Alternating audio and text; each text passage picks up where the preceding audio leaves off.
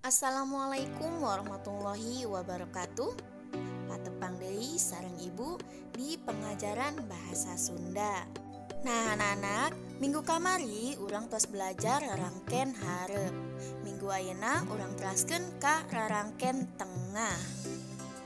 Rarangken tengah teh nyaeta rarangken atau imbuhan anu ditambahanna di tengah kalimat.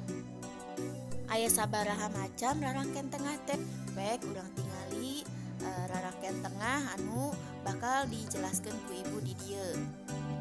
Anu kahiji rarangken tengah in, anu kadua rarangken tengah ar, anu katilu rarangken tengah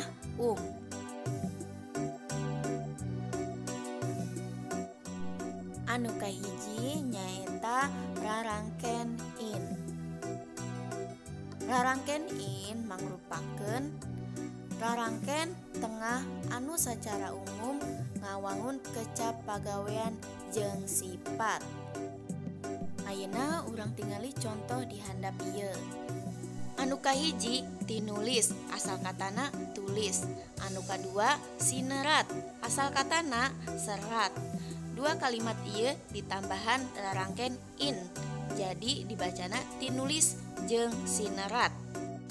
Anu salajengna nyaeta ginanjar, asal katana ganjar, ditambahan in dibacana jadi ginanjar.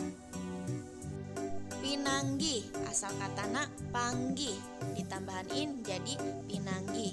Sinareng ditambahan in jadi sinareng. Sinambung, asal katana sambung.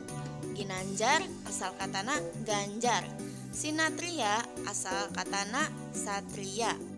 Anu kadua nyaeta rarangken tengah ar. Rarangken tengah ar mangrupakeun rarangken tengah anu secara umum rarangken ar. Nambahan harti loba kana anu dituduhkeun ku kecap dasarna. Tingali contoh di handap ieu. Kecap di handap ieu mangrupakeun kecap anu geus ditambahan rarangken ar. Contohna nu kahiji haraseum, asal katana haseum. Anu kadua gareulis, asal katana geulis. Anu katilu naraek, asal katana naek. Anu kaopat tarurun, asal katana turun. Lamun dirobah jadi kata al, lalieur, asal katana lieur. Laleuleus, asal katana leuleus. Anu katilu rarangken tengah Rarangken tengah Rarangken tengah mangrupakeun rarangken anu secara umum ngawangun kecap pagawean jeung sifat. Ayeuna urang tingali contoh di handap ieu. Umaing, asal katana aing.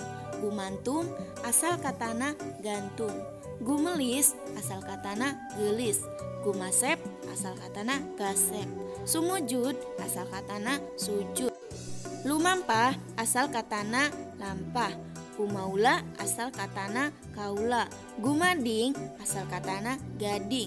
Rumasa, asal katana rasa. Nah anak-anak, eta teh mangrupakeun penjelasan pikeun rarangken tengah. Ibu ucapkeun hatur nuhun, mugia sing manfaat. Wassalamualaikum warahmatullahi wabarakatuh.